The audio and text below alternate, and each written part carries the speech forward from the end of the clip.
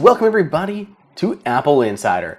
It is Andrew here, and whether you are a novice or an expert, I'm going to walk you through everything you need to know to master multitasking on the iPad and the iPad Pro.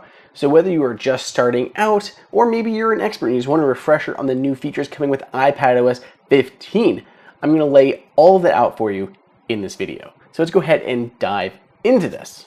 With iPadOS 15, Apple made multitasking even better on iPad without changing all that much.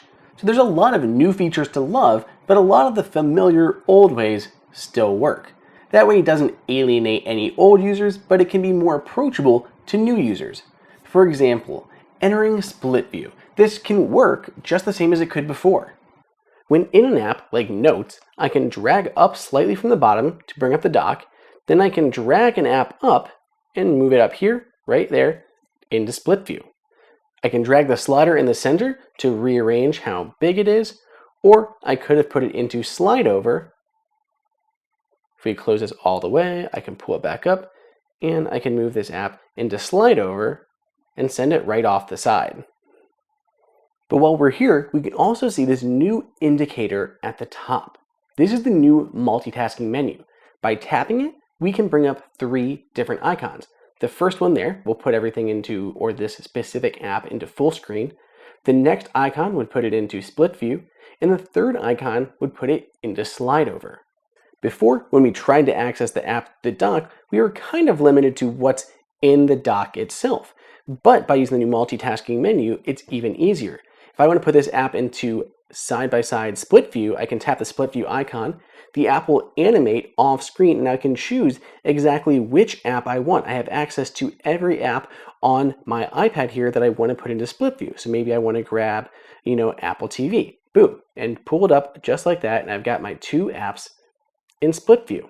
See, we're back here, looking at Mail on one side and Notes on the other. I'm looking at my inbox, and I want to look at this Columbus Library one. Now, right now, it's in just the Mail app, but I can actually hold on to it and hit Open in New Window.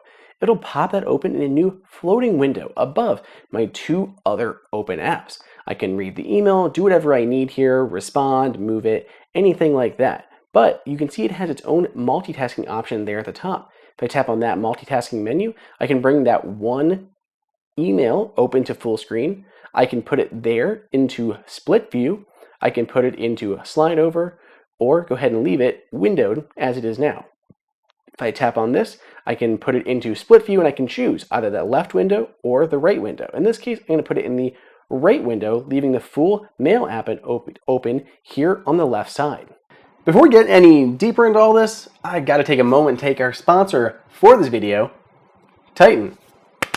So here's the deal. You could go out there, pick and choose using some other apps and buy some stocks yourself. The same way you could go and build your house yourself. You could buy the materials and do the research and learn how to do it and figure out the best drywall or insulation that makes. But why would you do that? Why would you do that to yourself, to your house, and to your investments, especially when there is a team of battle-tested investors that are ready to invest on your behalf? Enter Titan.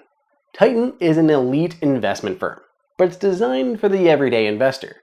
It aims to deliver the best in the world investment experience, but in a way that's approachable and accessible for all levels of income. The team built an app, a mobile app, instead of an ETF or a mutual fund, because it allows them to more easily explain to you how they're managing your money and what they're doing. I mean, it all starts with this amazing onboarding experience where they actually walk you through exactly what they're doing, how the app works, how they're making decisions. It's a crazy good experience. To date, Titan manages over $600 million for over 30,000 clients, and their unique investment strategy has allowed them to outperform all major indexes and robo-advisors since its inception. Aside from those record-shattering returns, there are no performance fees, no lockups, and a low flat rate advisory fee.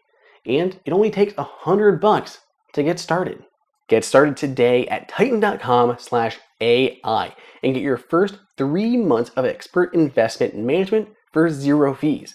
That's titan.com/AI for 3 months free. Titan.com/AI. Let me know what you guys think, and thanks again to Titan for sponsoring this video. Now let's get back and talk about some iPad multitasking.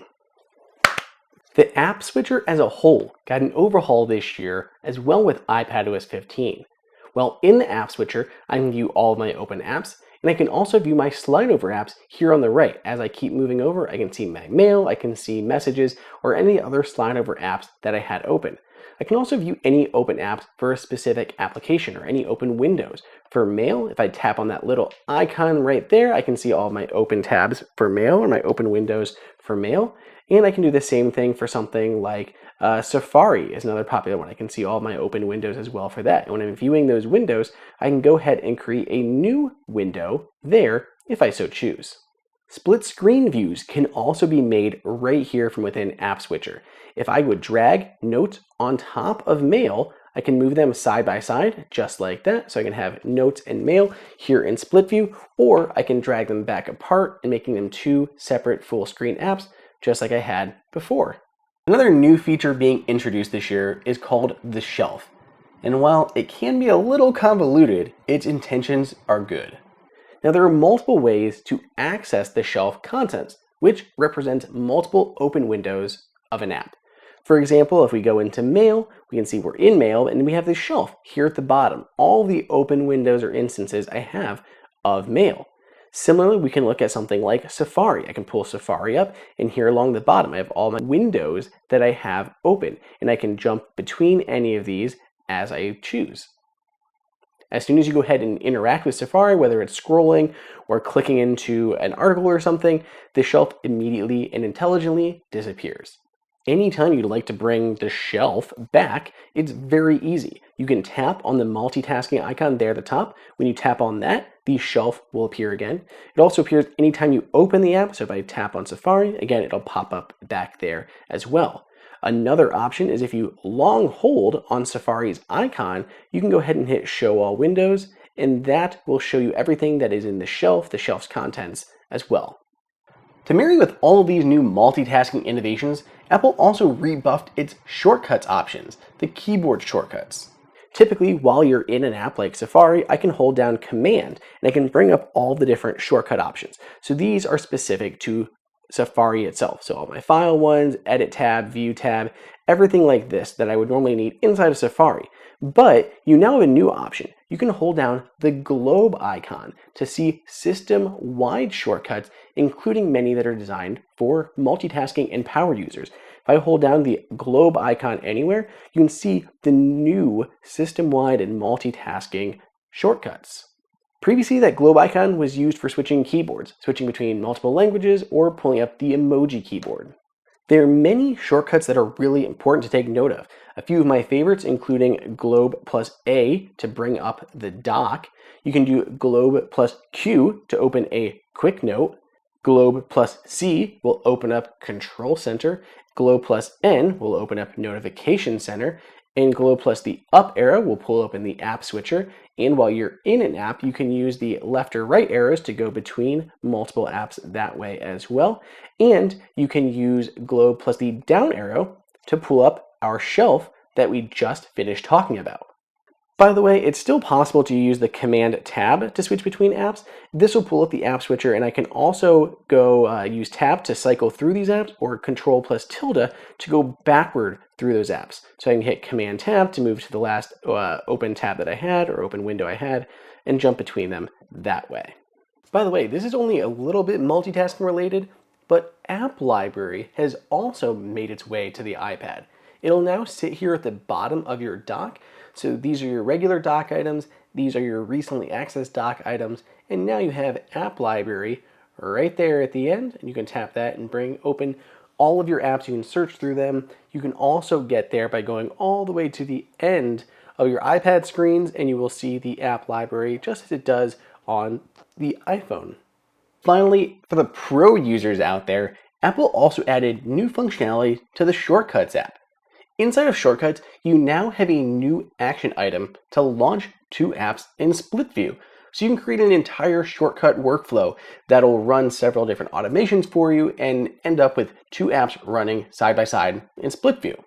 I can create any automation, and it can include steps or actions to open two apps in split view. So in this case, I have Multitask Me. And whenever I run this, it's going to really get me in the mood to get some work done. So it's going to play some of my favorite music, and then it's going to open Bear and Books inside of split view. So if there's a couple apps that you often run side by side, this can be an easy way to create a shortcut to just automate that entire process.